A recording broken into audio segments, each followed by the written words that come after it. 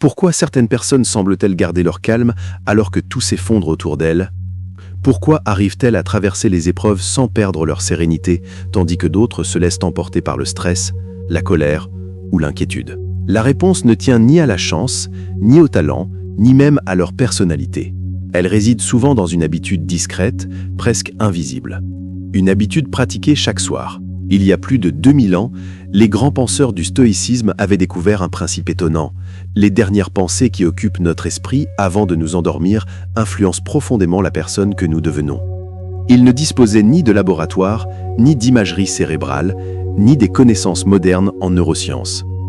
Pourtant, leurs observations sur le fonctionnement de l'esprit humain se révèlent aujourd'hui d'une étonnante justesse. Avant de fermer les yeux, ils ne cherchaient pas à oublier leur journée. Ils prenaient quelques instants pour l'examiner avec lucidité, non pas pour se juger, mais pour apprendre. Dans ce documentaire, nous allons découvrir pourquoi ce simple rituel du soir était considéré comme l'un des exercices les plus puissants du stoïcisme. Nous verrons comment Marc Aurèle, Sénèque et Épictète terminaient leur journée. Pourquoi cette pratique rejoint aujourd'hui les découvertes de la psychologie moderne et surtout comment quelques minutes de réflexion peuvent progressivement transformer votre manière de penser, de ressentir et de vivre. Installez-vous confortablement. Laissez le rythme de votre journée ralentir et découvrons ensemble l'un des secrets les mieux gardés des philosophes stoïciens. Première partie, le bonheur que tout le monde cherche, au mauvais endroit. Depuis toujours, l'humanité poursuit le même objectif, être heureuse. Les rois ont cru trouver le bonheur dans le pouvoir, les marchands l'ont recherché dans la richesse, les artistes dans la reconnaissance. Aujourd'hui, beaucoup pensent qu'il se cache derrière une promotion, une maison plus grande, davantage d'argent ou encore l'approbation des autres sur les réseaux sociaux. Nous passons notre vie à croire que le prochain objectif sera enfin celui qui comblera le vide. Quand j'aurai ce travail, quand j'aurai assez d'argent, quand j'aurai rencontré la bonne personne, alors seulement je serai heureux. Pourtant, une fois l'objectif atteint, quelque chose d'étrange se produit. La satisfaction ne dure que quelques instants. Puis une nouvelle envie apparaît, un nouveau manque, une nouvelle destination. Comme si notre esprit refusait de rester satisfait très longtemps, les stoïciens avaient compris ce mécanisme il y a plus de 20 siècles. Selon eux, le bonheur n'est pas une récompense que l'on reçoit un jour, c'est une manière d'entraîner son esprit. Ils avaient observé que deux personnes vivant exactement la même situation pouvaient ressentir des émotions totalement différentes. L'une voyait une catastrophe, l'autre une opportunité. L'une se sentait victime, l'autre choisissait d'apprendre. Ce n'était pas la réalité qui faisait toute la différence, c'était leur manière de l'interpréter. Marc Aurèle dirigeait l'un des plus puissants empires de l'histoire. Pourtant, ses écrits parlent rarement de conquête militaire. Ils parlent surtout d'un combat beaucoup plus difficile, celui que chacun mène contre ses propres pensées. Sénèque possédait richesse, influence et prestige. Malgré cela, il répétait sans cesse qu'un homme pouvait posséder le monde entier tout en restant profondément malheureux si son esprit demeurait prisonnier de ses peurs. À l'inverse, Épictète avait connu l'esclavage. Il ne possédait presque rien. Pourtant, il parlait de liberté avec une conviction extraordinaire, parce qu'à ses yeux, la véritable liberté ne dépendait jamais de ce que l'on possède. Elle dépendait de ce que l'on maîtrise, et cette maîtrise commençait chaque soir. Lorsque le tumulte de la journée s'apaisait, ils prenaient le temps de revenir sur leurs actions. Ils se demandaient « Ai-je agi avec sagesse ? Ai-je laissé mes émotions prendre le dessus ? Aurais-je pu faire preuve de davantage de patience ?» Ces questions n'étaient jamais destinées à nourrir la culpabilité. Elles servaient uniquement à progresser. Voilà une différence essentielle. Aujourd'hui, beaucoup de personnes pensent qu'il faut être dur avec soi-même pour évoluer. Elles confondent exigence et brutalité. À la moindre erreur, elles se répètent. « Je suis nul. Je ne réussirai jamais. Je fais toujours tout de travers. » Les stoïciens auraient trouvé cette attitude complètement contre-productive. Car une personne qui passe son temps à se condamner apprend beaucoup moins qu'une personne capable d'observer ses erreurs avec calme. Imaginez un professeur qui humilie constamment ses élèves. Progresse-t-il plus vite? Bien sûr que non. La peur bloque l'apprentissage. La bienveillance favorise l'amélioration. Les philosophes appliquaient exactement ce principe à eux-mêmes. Ils remplaçaient les jugements définitifs par des questions. Au lieu de dire « je suis un échec », ils demandaient Qu'est-ce que cette expérience essaie de m'enseigner? Cette simple différence change complètement notre rapport aux difficultés. L'échec cesse d'être une preuve de notre incapacité. Il devient une source d'information. Aujourd'hui, la psychologie confirme cette intuition. Les personnes capables de distinguer leurs erreurs de leur identité développent davantage de résilience. Elles rebondissent plus rapidement après les épreuves, parce qu'elles comprennent qu'un comportement peut être corrigé, alors que leur valeur personnelle, elle, ne dépend jamais d'un seul moment de faiblesse. Mais le rituel du soir avait un autre objectif, tout aussi important. Éviter que notre esprit ne s'encombre inutilement. Imaginez que chaque soir, vous laissiez quelques objets traîner dans votre maison. Un vêtement sur une chaise, une tasse dans le salon, quelques papiers sur la table. Pris séparément, rien ne semble grave. Mais après plusieurs semaines, le désordre devient envahissant. Notre esprit fonctionne exactement de la même manière. Une contrariété non résolue, une remarque blessante, une inquiétude ignorée, une frustration que l'on repousse au lendemain. Toutes ces petites charges émotionnelles finissent par s'accumuler. Puis un jour, sans raison apparente, nous nous sentons épuisés. Pas parce qu'un événement dramatique est survenu, mais parce que nous portons des centaines de pensées que nous n'avons jamais pris le temps de déposer. Les stoïciens faisaient chaque soir un véritable ménage intérieur. Ils se demandaient: qu'est-ce qui mérite encore mon attention? Que puis-je apprendre aujourd'hui? Et surtout, qu'est-ce que je peux enfin laisser derrière moi? En répétant cet exercice jour après jour, ils empêchaient les petites tensions de devenir de lourds fardeaux. C'est aussi la raison pour laquelle beaucoup de personnes n'arrivent pas à se détendre, même pendant leurs vacances. Elles changent de paysage. Mais elles emportent avec elles un esprit déjà saturé. Changer d'environnement ne suffit pas. Si notre dialogue intérieur reste agité, aucune destination ne pourra réellement nous apaiser. Marc Aurèle le rappelait souvent. Nous ne contrôlons pas toujours ce qui nous arrive. En revanche, nous pouvons toujours choisir la manière dont nous décidons d'y répondre. Cette idée paraît simple, mais elle demande un entraînement quotidien. Chaque journée nous offre d'innombrables occasions de perdre notre calme. Une critique, un retard, une mauvaise nouvelle, une promesse non tenue, un imprévu. La vie ne cessera jamais de nous surprendre. Les stoïciens l'avaient parfaitement accepté.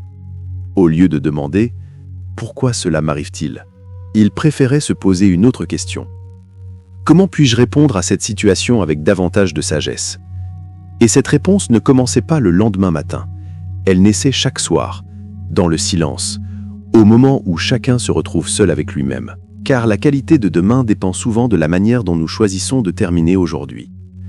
Deuxième partie, la conversation intérieure qui prépare votre lendemain. S'il y a une chose que les stoïciens avaient parfaitement comprise, c'est celle-ci. Votre existence n'est pas seulement façonnée par les décisions que vous prenez durant la journée. Elle l'est aussi par les pensées avec lesquelles vous choisissez de terminer cette journée. Lorsque le soleil se couche, quelque chose change naturellement. Le rythme ralentit. Les obligations perdent peu à peu leur emprise. Les conversations cessent. Les écrans s'éteignent. Et pour la première fois depuis des heures, il ne reste plus qu'une seule présence. Vous-même. C'est précisément à cet instant que beaucoup de personnes deviennent mal à l'aise. Tant que l'esprit est occupé, il ne fait pas de bruit. Mais lorsque le silence s'installe, tout ce qui était enfoui commence à remonter.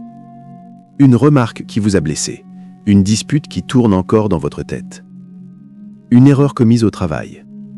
Une inquiétude concernant demain. Ou cette petite voix qui répète inlassablement que vous auriez dû agir autrement. Sans même s'en rendre compte, beaucoup continuent de revivre leur journée alors qu'elle est déjà terminée. Le corps est allongé dans le lit. Mais l'esprit, lui, continue de courir. Les stoïciens voyaient là un véritable piège. Ils savaient que si l'on s'endort avec un esprit encombré, on se réveille rarement avec un esprit léger. C'est pourquoi ils instauraient volontairement une transition entre la journée qui s'achevait et celle qui allait commencer. Ils ne cherchaient pas à effacer les événements. Ils cherchaient à leur donner leur juste place. Une journée difficile ne devait jamais devenir une identité. Une erreur ne devait jamais définir une vie. Ils avaient compris une vérité que la psychologie moderne confirme aujourd'hui. Ce ne sont pas toujours les événements qui nous font souffrir le plus. C'est la manière dont nous les entretenons dans notre esprit. Pensez à une simple critique. Elle dure parfois quelques secondes. Pourtant, certaines personnes y repensent pendant plusieurs jours. Elles imaginent ce qu'elles auraient dû répondre. Elles rejouent la scène encore et encore. Chaque répétition ravive l'émotion. Et peu à peu, un incident banal finit par occuper une place démesurée. L'événement est passé, mais notre attention continue de lui donner de la force. Les stoïciens savaient que l'attention est semblable à une source d'énergie. Ce que vous nourrissez grandit, ce que vous cessez d'alimenter finit par perdre de son pouvoir. Ce principe ne concerne pas seulement les émotions, il concerne toute votre vie. Plus vous entraînez votre patience, plus elle devient naturelle. Plus vous exercez votre gratitude, plus votre regard change. Plus vous cultivez l'amertume, plus votre esprit la considère comme normale. Chaque pensée répétée construit peu à peu un chemin dans votre esprit. Et ces chemins deviennent ensuite vos réflexes. Voilà pourquoi Marc Aurèle accordait autant d'importance aux pensées qu'il choisissait de conserver. Il savait que le caractère ne se transforme pas en une seule journée. Il se façonne dans les habitudes invisibles. Imaginez un jardin. Personne ne plante une graine le matin en espérant récolter des fruits le soir. Le jardinier enlève régulièrement les mauvaises herbes. Il nourrit la terre. Il arrose avec constance. Chaque geste paraît insignifiant. Pourtant, au fil des saisons, le jardin change complètement. Notre esprit fonctionne exactement de la même manière. Chaque soirée représente une occasion d'enlever quelques mauvaises herbes mentales avant qu'elles ne deviennent envahissantes. Les stoïciens ne cherchaient jamais la perfection. Ils recherchaient une progression continue. Cette nuance est essentielle. La perfection crée une pression permanente. Le progrès, lui, laisse de la place à l'apprentissage. Une personne qui exige d'être parfaite finit souvent par abandonner au premier échec. À l'inverse, celui qui accepte de progresser pas à pas reste motivé beaucoup plus longtemps. Chaque erreur devient alors une information précieuse, non pas une condamnation, mais une direction. Chaque soir, les philosophes reprenaient donc leur journée comme un artisan examine son ouvrage. Ils observaient leurs réactions, leurs paroles, leurs choix. Ils se demandaient « Ai-je laissé mon orgueil parler à ma place ? Ai-je vraiment écouté les autres ? Ai-je réagi sous l'effet de la colère plutôt que de la raison ?» Remarquez une chose, aucune de ces questions ne contient de jugement. Elles invitent uniquement à comprendre. Et toute transformation durable commence toujours par la compréhension. Les stoïciens avaient également une manière très particulière d'aborder les émotions. Aujourd'hui encore, beaucoup pensent qu'il n'existe que deux solutions. Les refouler complètement, ou les exprimer sans aucune retenue. Les philosophes refusaient ces deux extrêmes. Pour eux, une émotion ressemblait davantage à un messager. Elle venait transmettre une information, pas donner un ordre. Imaginez le tableau de bord d'une voiture. Lorsqu'un voyant s'allume, vous ne paniquez pas. Mais vous ne l'ignorez pas non plus. Vous cherchez simplement à comprendre ce qu'il essaie de vous signaler. Les émotions fonctionnent de la même façon. La colère peut révéler une attente irréaliste. La peur peut montrer un manque de préparation. La frustration peut indiquer que nous tentons de contrôler ce qui ne dépend pas de nous. Le problème n'est donc pas l'émotion. Le problème apparaît lorsque nous cessons de l'écouter avec intelligence. C'est précisément pour cette raison que le rituel du soir était si précieux. Il transformait les émotions en enseignements. Au lieu de subir leurs réactions, les stoïciens apprenaient progressivement à les décoder. Puis, il y avait un autre avantage. Le soir apporte naturellement du recul. Pendant la journée, tout semble urgent.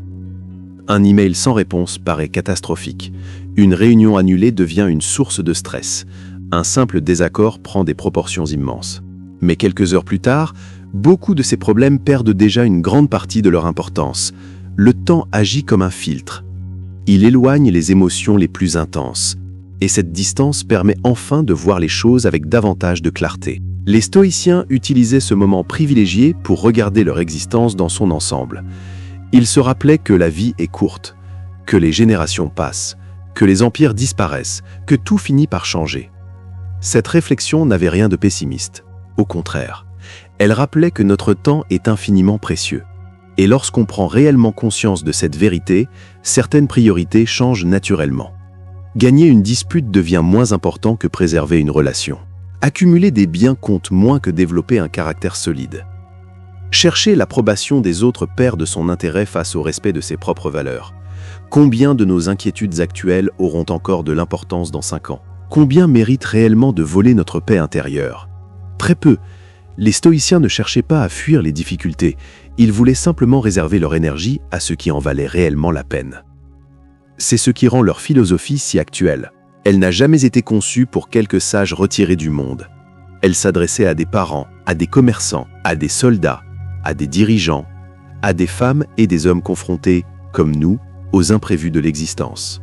Les siècles passent, les technologies évoluent. Mais la nature humaine, elle, change beaucoup moins. Nous continuons à espérer, à craindre, à aimer, à nous tromper, à chercher un sens à notre vie.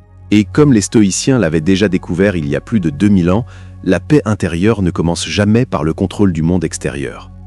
Elle commence toujours par la maîtrise du monde que chacun porte en lui. Chaque soir nous offre cette possibilité. Quelques minutes suffisent. Quelques questions sincères. Un peu d'honnêteté, un peu de gratitude. Puis le courage de laisser la journée s'achever. Car celui qui apprend à terminer ses journées avec sérénité finit, presque sans s'en rendre compte, par transformer toute sa manière de vivre. Troisième partie, la discipline silencieuse qui change une vie. Nous avons souvent une vision spectaculaire du changement. Nous imaginons qu'une vie bascule grâce à un événement exceptionnel, une décision prise sur un coup de tête, une révélation soudaine, une opportunité inattendue ou un moment si marquant qu'il efface instantanément toutes nos anciennes habitudes. Ces moments existent, mais ils sont beaucoup plus rares que nous le pensons.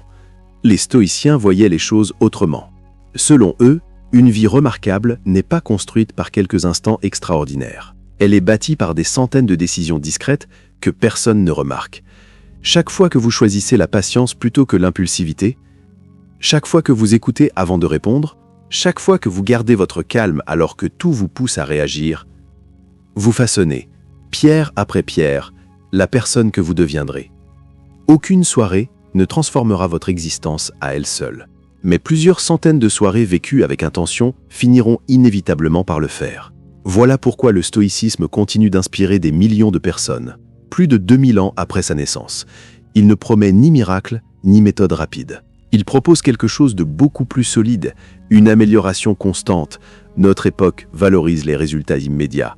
Nous voulons progresser vite, obtenir des réponses instantanément, voir des changements visibles en quelques jours. Lorsque les résultats tardent à apparaître, nous avons souvent l'impression d'échouer. Les stoïciens auraient souri devant cette impatience. Ils observaient simplement la nature. Un chêne majestueux ne pousse pas en une semaine. Une rivière creuse lentement les montagnes, sans jamais se presser. Les plus grandes cathédrales ont demandé plusieurs générations avant d'être achevées. Pourquoi notre caractère évoluerait-il plus rapidement que tout le reste ? Chaque soirée où vous choisissez la réflexion plutôt que la distraction renforce votre discernement. Chaque soirée où vous remerciez la vie au lieu de vous plaindre transforme peu à peu votre regard. Chaque soirée où vous décidez d'apprendre de vos erreurs au lieu de les regretter développe une force intérieure que personne ne pourra vous enlever. Ces progrès sont presque invisibles. Jour après jour, vous aurez peut-être l'impression que rien ne change.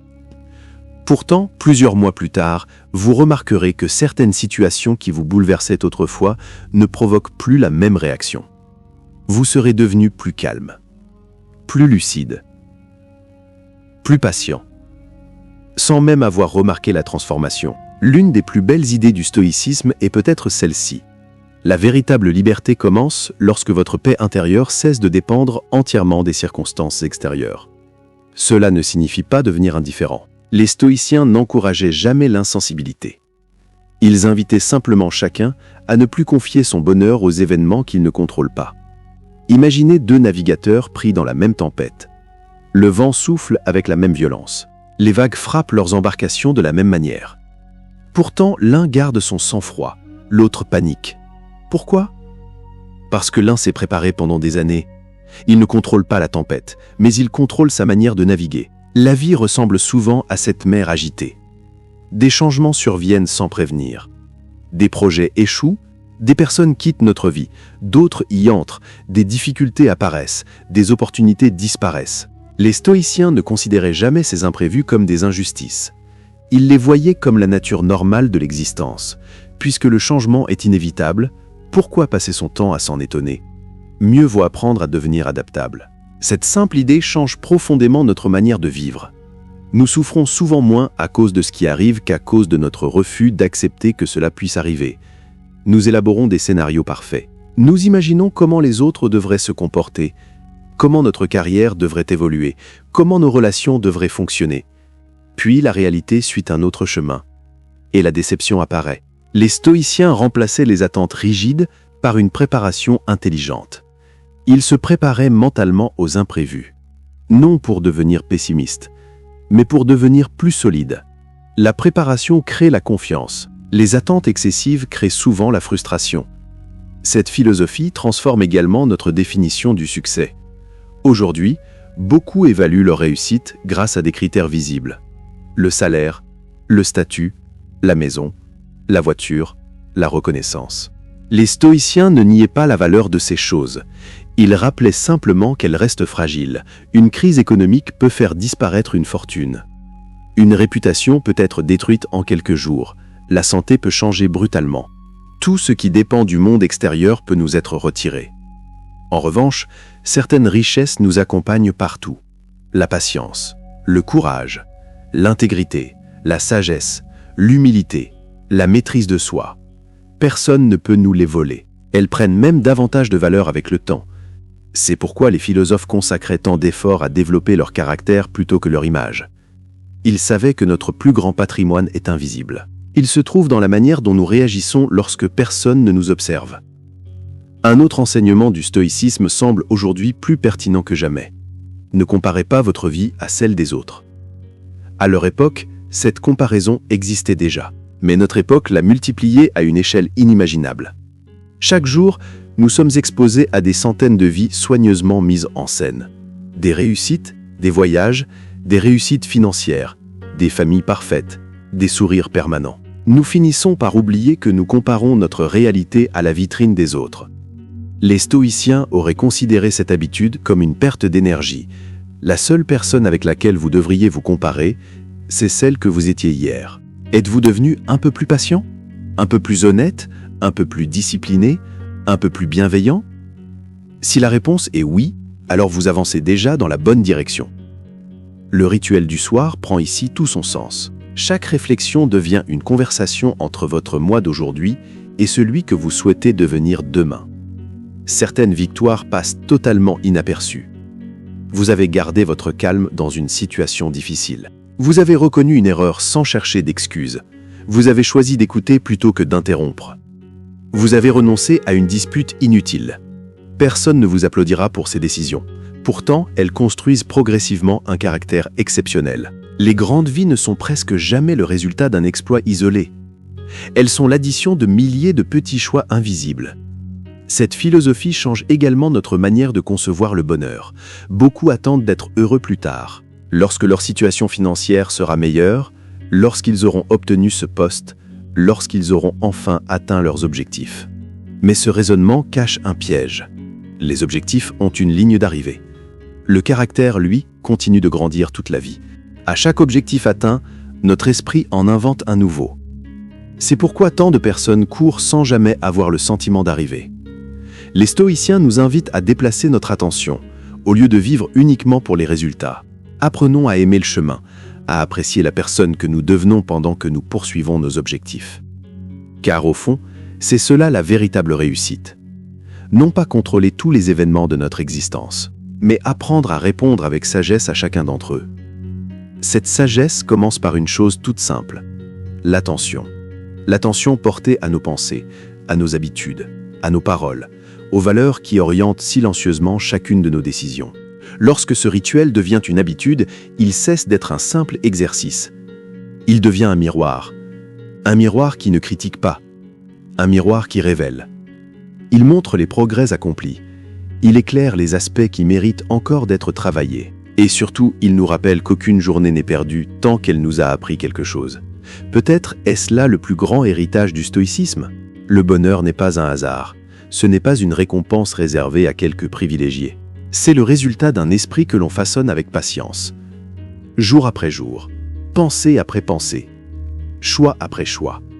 Alors, lorsque cette journée touchera à sa fin, avant de fermer les yeux, offrez-vous quelques minutes de silence. Demandez-vous ce que cette journée vous a appris. Remerciez-vous pour les efforts accomplis. Pardonnez-vous les erreurs commises, puis laissez-les partir. Car demain arrivera plus vite que vous ne l'imaginez. Et lorsque ce nouveau jour se lèvera, Vous ne serez plus exactement la même personne. Vous aurez gagné quelque chose de beaucoup plus précieux qu'un simple succès. Vous aurez progressé. Un peu. Mais suffisamment pour que, dans quelques années, en regardant en arrière, vous réalisiez que votre vie n'a pas changé grâce à une décision spectaculaire. Elle s'est transformée grâce à des centaines de soirées ordinaires, vécues avec conscience. Et c'est peut-être cela, le véritable pouvoir du rituel stoïcien du soir. En conclusion, ce soir peut être le début d'une nouvelle vie. Il existe une idée que notre époque nous répète sans cesse. Pour changer de vie, il faudrait tout bouleverser. Changer de travail, changer de ville, changer d'entourage, attendre le moment parfait. Comme si une transformation profonde ne pouvait naître que d'un événement exceptionnel. Les stoïciens nous offrent une vision complètement différente. Ils nous rappellent que les plus grands changements commencent souvent dans le calme, dans ces instants où personne ne nous regarde, dans ces quelques minutes que nous passons seuls avec nous-mêmes, juste avant de nous endormir. Ce sont ces moments silencieux qui façonnent notre caractère. Pas les applaudissements, pas les récompenses, pas les succès que tout le monde admire, mais les décisions invisibles. Celles que nous prenons lorsque nous choisissons d'apprendre plutôt que de nous plaindre, de pardonner plutôt que de nourrir la rancœur, de réfléchir plutôt que de réagir. Chaque soir vous offre une nouvelle occasion de repartir plus léger. Une occasion de déposer ce qui ne vous appartient plus, de reconnaître vos progrès, même les plus discrets, d'accepter vos erreurs sans qu'elles deviennent une prison, et de vous rappeler que la personne que vous serez demain dépend, en partie, de la manière dont vous choisissez de terminer aujourd'hui. N'attendez pas une nouvelle année. N'attendez pas le lundi prochain. N'attendez pas que votre vie devienne parfaite. Commencez ce soir. Avant de fermer les yeux, prenez seulement quelques minutes. Demandez-vous, qu'ai-je appris aujourd'hui? Qu'est-ce qui mérite ma gratitude? Que puis-je laisser derrière moi avant demain? Puis, laissez le silence faire son œuvre. Car c'est souvent dans le silence que naissent les plus grandes transformations. Souvenez-vous également de ceci. Le bonheur n'est pas une destination. La sérénité n'est pas un hasard. La sagesse n'est pas un don réservé à quelques privilégiés. Ce sont des qualités qui se cultivent, un jour après l'autre, et chaque journée vous offre une nouvelle occasion de les renforcer. Imaginez maintenant ce qui pourrait changer si, pendant les 6 prochains mois, vous terminiez chacune de vos journées avec ce simple rituel. Imaginez la différence dans votre manière de réagir aux difficultés, dans vos relations, dans votre confiance, dans votre paix intérieure. Les changements seraient probablement si progressifs que vous ne les remarqueriez presque pas. Mais un jour, vous regarderiez en arrière et vous réaliseriez que vous êtes devenu plus patient, plus lucide, plus résilient. Et surtout, beaucoup plus libre. Libre non pas parce que le monde est devenu plus facile, mais parce que votre esprit est devenu plus fort. C'est là toute la puissance du stoïcisme. Il ne promet pas une vie sans difficultés. Il vous apprend à devenir une personne capable de traverser ces difficultés avec calme, dignité et sagesse. Et peut-être que, des siècles après Marc Aurèle, Sénèque et Épictète, ce même rituel continuera encore à transformer des vies. Peut-être même la vôtre. Alors ce soir, lorsque viendra le moment d'éteindre les lumières, souvenez-vous de cette simple vérité. Vous n'avez pas besoin de changer toute votre vie en une seule nuit. Vous avez seulement besoin de terminer cette journée un peu plus sage que lorsque vous l'avez commencée, puis recommencer demain. Encore et encore, car une existence extraordinaire n'est pas le fruit d'une décision spectaculaire. Elle est le résultat de milliers de petites décisions prises avec conscience. Et chacune de ces décisions commence par une simple question. Qui suis-je en train de devenir? Merci d'avoir regardé. Si ce documentaire vous a inspiré, prenez quelques secondes pour soutenir la chaîne en laissant un j'aime. C'est un geste simple, mais il permet à YouTube de recommander cette vidéo à davantage de personnes en quête de paix intérieure et de développement personnel. Si vous appréciez les enseignements du stoïcisme, de la philosophie, de la psychologie et des grandes leçons de vie, pensez à vous abonner et à activer les notifications. Chaque semaine, nous publions de nouveaux documentaires conçus pour vous aider à développer un esprit plus fort, plus calme et plus libre. J'aimerais également connaître votre avis. Écrivez dans les commentaires. Quelle est la première habitude que vous allez mettre en place dès ce soir pour améliorer votre vie? Je lis une grande partie de vos messages et vos expériences inspirent souvent toute notre communauté.